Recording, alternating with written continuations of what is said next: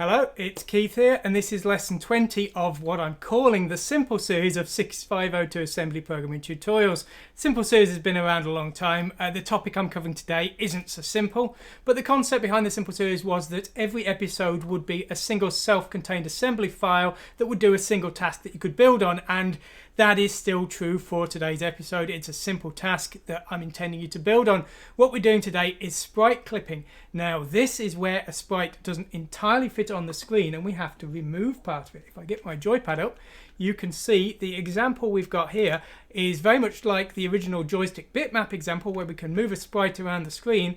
However, now we can go partially off the screen and we can actually have it off two sides of the screen, and it can of course crop top, bottom, left and right. Now this is the BBC example, but I have ported this code to pretty much every system I have done. So we're going to see this example on a lot of systems. And another thing to notice about the BBC version is that we're now working on a 256 by 192 screen. So we've made the screen slightly smaller, and that's to maintain compatibility across all of the systems, multi-platform, and also slightly smaller screen saves memory, and it means the code can be a little bit more efficient with regards to the drawing logic. So a few reasons why I've decided to take that approach this time.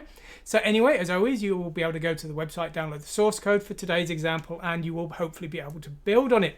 Now, it's important I point out that I am no genius programmer here. This is the best clipping routine I have written, but I'm not trying to say it's the best. If you've got a better one, if you can think of better ways of doing it, you should go ahead and do that. But it's the best one I've come up with so far. This is based on the one in Suck Hunt. Suck Hunt was a Z80 based game which had horizontal scrolling, a bit like Operation Wolf, and it could only crop sprites on the left and right hand side of the screen because it only needed to.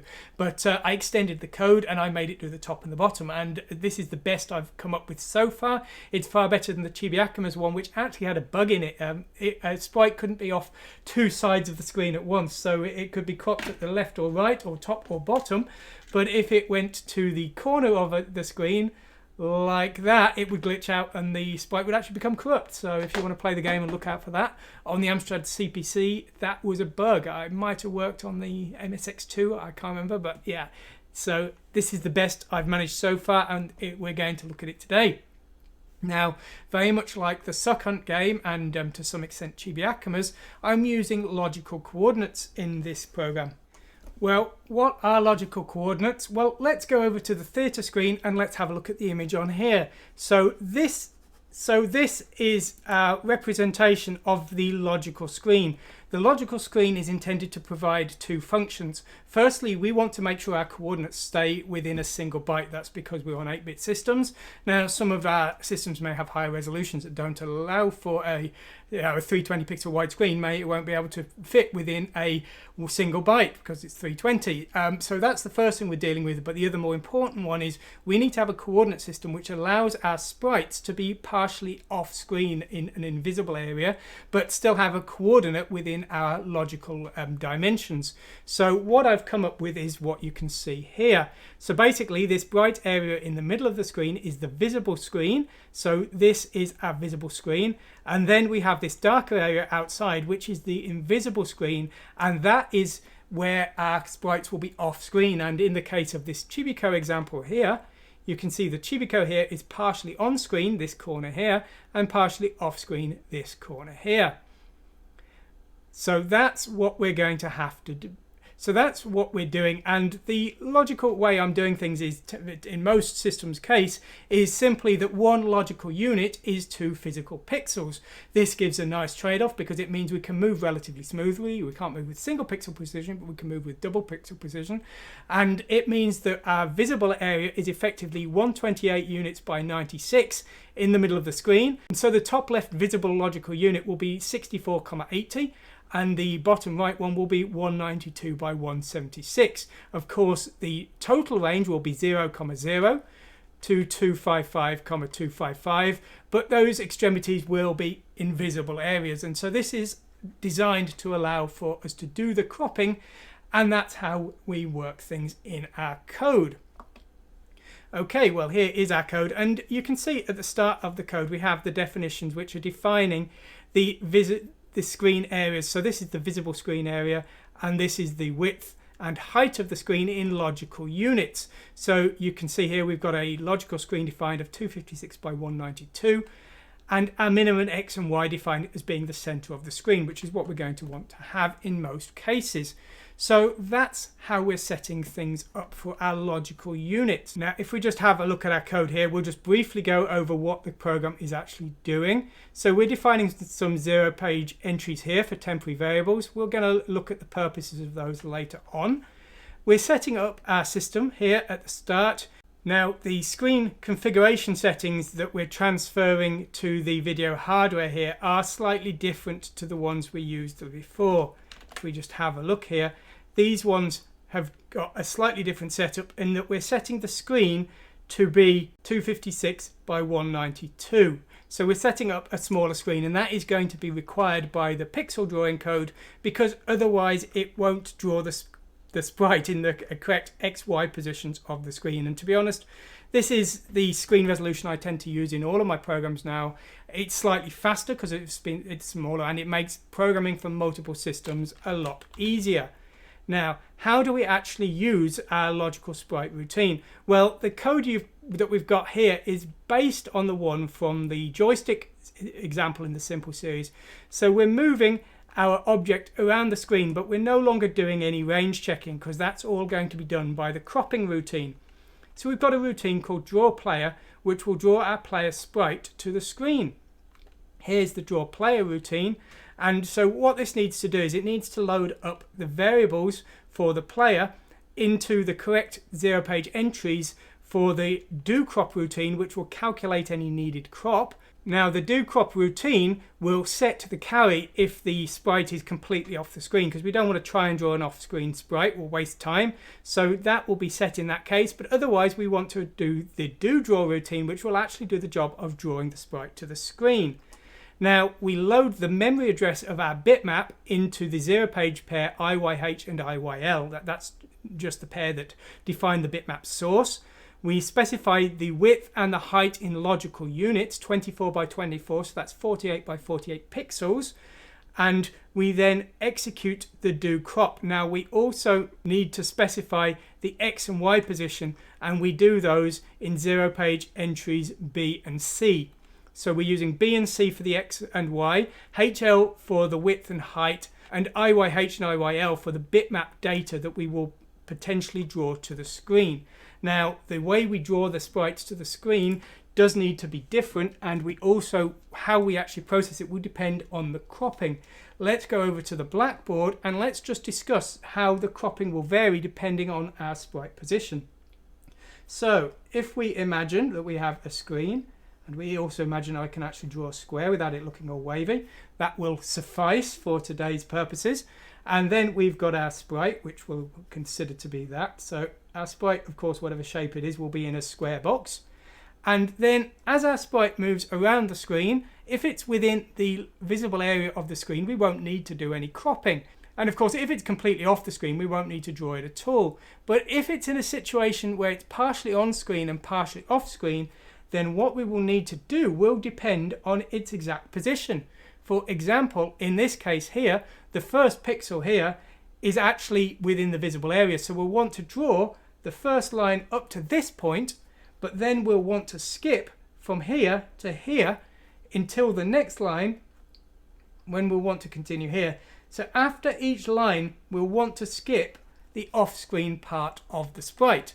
So that's what we'll do in that case. But if the sprite's in a different position, for example here, the procedure will be completely different. This time, what we want to do is we want to skip the first few lines and then start drawing from this position here, and we don't want to skip anything after each line. Alternatively, if the sprite is here, then we will need to skip the first few bytes to get to the first visible pixel.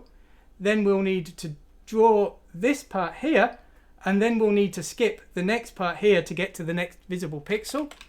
So again, completely differently. Whereas if the sprite is down here, then actually we won't need to do any kind of skipping as such. All we need to do is reduce the height of the sprite that we're going to draw. So yes, we've got a lot of different things we have to do to deal with this sprite depending on its position, and of course, you know, if it's in a corner we might have to do a combination of them, which is why this is a little bit tricky. Anyway, that's what we're going to be doing, and as I say, hopefully I've got a cropping routine which will do that for us. So let's take a look at it. Okay, so here is the start of our cropping routine here. Now this routine uses ZD and ZE as two temporary variables for each stage. So these are initialized to 0, and something called sprite hclip is also initialized to 0.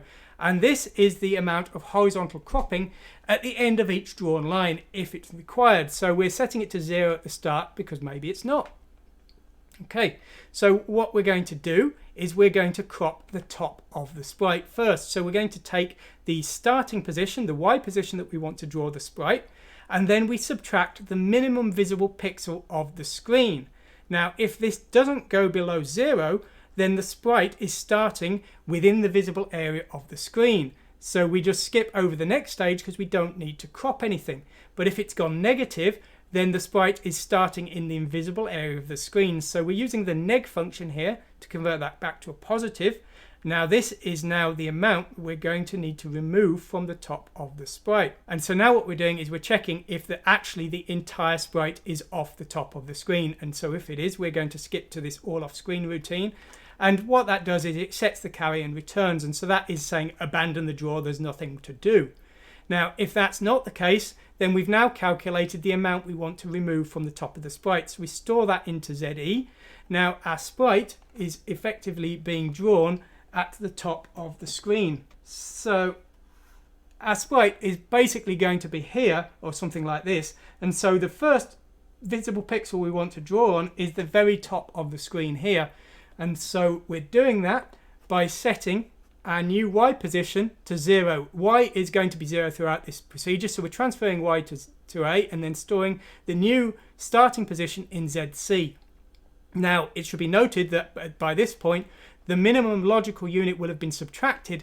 So now this has been corrected so that this is now a visible logical unit, a 0-based visible logical unit, maybe we could call that. So we've done some of the conversion from logical to physical locations there. Now what we're going to do is we're going to crop the bottom. The bottom cropping is slightly different. So we're taking our starting position here, we're then adding the height of the sprite, and then we're comparing that to the bottom maximum visible pixel position in logical units. And if we've gone over, then we're going to need to crop. But if we haven't, we don't need to crop the bottom. So what we're doing next is if we need to crop, we're then seeing again if the amount we need to crop is more than the height of the sprite. If it is, then there's nothing left on screen. But if not, that's going to be the amount to remove from the bottom of the sprite. So now we've got a calculation for what we might need to crop from the top and what we might need to crop from the bottom. So we're going to check these two. We're going to add the two together. And if we need to do any cropping, what we're going to do is we're going to convert that to a negative, add it to the height, and that calculates the new height, effectively subtracting anything we needed to remove from the top or the bottom there. So that's the new height.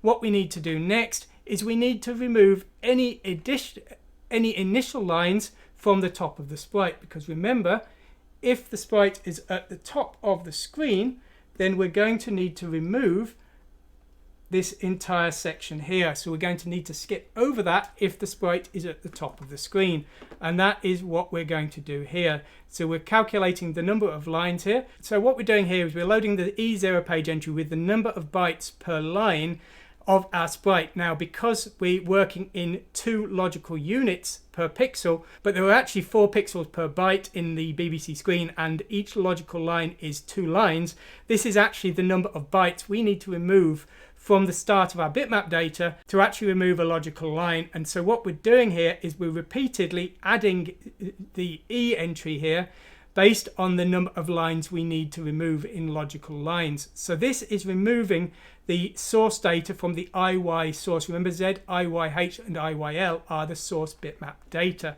So that's removing the starting data. And now the height is now correct for our cropping, the source data is correct for the Y position of our cropping, and we now just need to do basically the same thing for the X position. So we're clearing D and D again, and we're now doing the exact same thing for the left hand side, which is based on the top. So we're subtracting the minimum X, and then we're seeing if we need to crop anything off the left hand side of the sprite.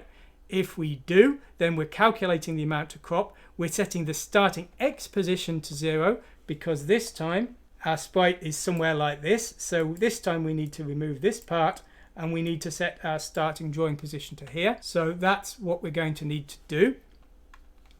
We're setting our starting drawing position to 0 here. We are calculating our left crop here. And then we do the same for the right hand side as we did for the bottom. So we're adding the width of the sprite this time, seeing if the result is over the width of the logical screen, the visible part of the logical screen that is, and we're calculating the amount to remove if we need to do so. And then we're storing the amount to crop from the right hand side. Now we've got now the amount to remove from the left hand side, the amount to remove from the right hand side, and so we're adding these together and seeing if anything needs to be cropped. If it doesn't, we're going to skip over, but if it does, then we need to remove this after drawing each line, because if you remember, it doesn't matter whether our sprite is on the left, because if it is after each line we're going to have to remove this part, or on the right, because if it is after each draw we're going to have to remove this part. So either way, we're going to have to remove part of the horizontal sprite after drawing each line. And so that's what we're calculating here. So we're calculating that sprite H clip, and that's going to be skipped after each drawn line of the screen. But we also need to remove any initial pixels from the sprite only if it's on the left hand side. So if it's on the right hand side, the first pixel is drawn, but if it's on the left hand side, we first need to remove this part of the sprite, but then we also need to use that H clip to remove this part after each consecutive line. So that's what we're going to do here. So what we're doing here is we're taking the left crop and we're adding that to the bitmap source here, effectively skipping those bytes for the first iteration. Now we've done some subtraction to our starting X and Y pos, and this is effectively converted the logical units so that they are now a visible logical unit. So the 0, 0 would now be the start of the white area here rather than the start of this area here, but we're still in logical units and not in coordinates that we will want to use for our BBC screen. So we're going to convert those now into physical screen BBC coordinates, and what we have to do to achieve that is we need to halve the X pos and the width, because we're working on a 4 pixel per byte screen, so we're having to halve that, and then we're doubling the Y pos and the height because the logical units are 2 lines, and so we need to double that, and that will now give us some coordinates that we can use for our drawing routine. Now, our drawing routine is almost the same as the original one from the simple series, but we have made some changes. Now, the original one worked in BBC coordinates. Now, on the BBC, 8 consecutive bytes go down the screen and then jump back up to the next block.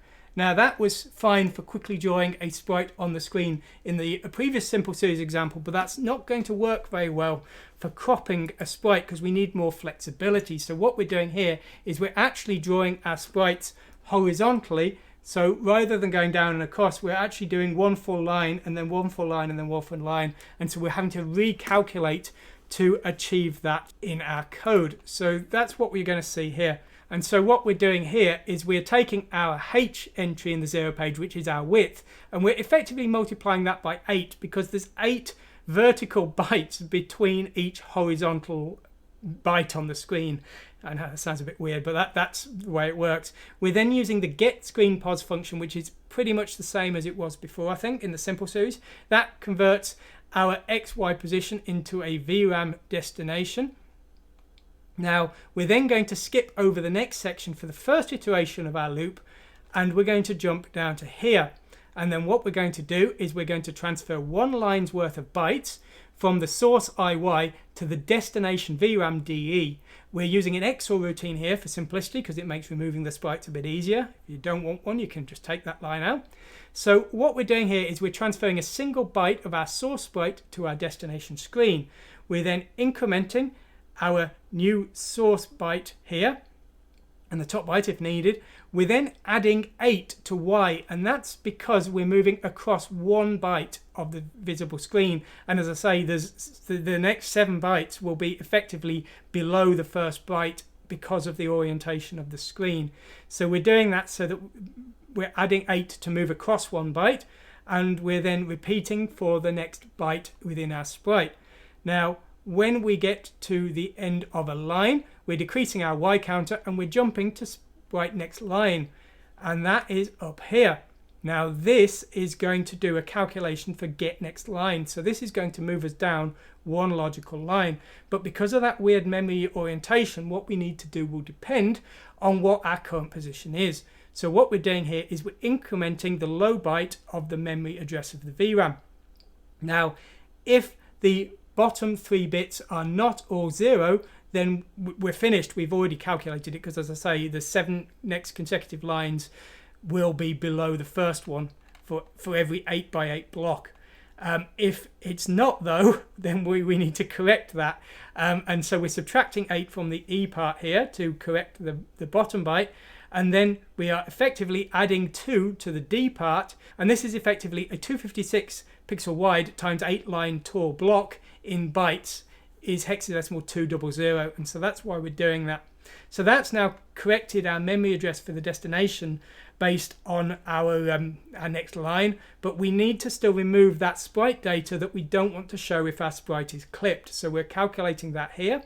If there's nothing to clip, then we're just skipping over this section, but if we do need to clip, then we're adding the amount to clip from the source bitmap data and updating the top byte if required. And once we've done that, we're ready to draw the next line of the sprite. So what that's doing is it's handling the removal of the part that we want rid of the source data. So in this case, it would be this part here.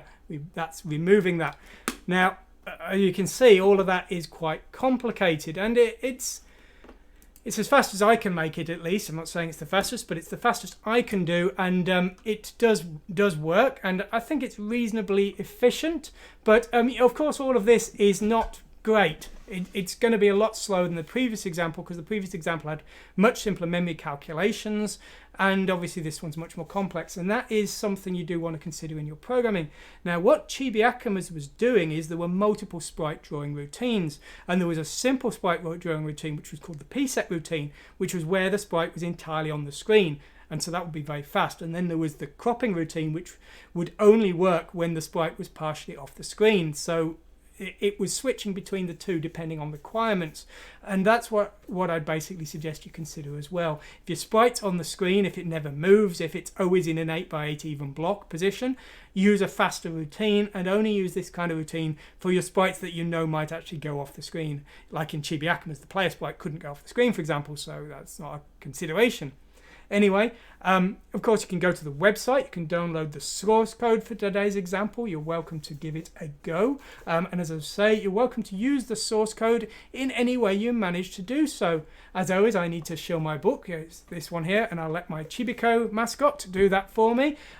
Anyway, I hope you've enjoyed this. I hope you're going to like and subscribe, because I'm going to be doing this example on all of the other systems in my tutorials, hopefully. And also, I've got more advanced stuff that's really not within the criteria of a simple series, but I'm going to be covering more stuff related to sprites and tile maps as well. So if you liked what you saw here, then hopefully you'll follow along and you will see that. And as I say, get the source code and use it in your own stuff. Anyway, hope you've enjoyed this, hope you find this interesting. Thanks for watching today, and goodbye.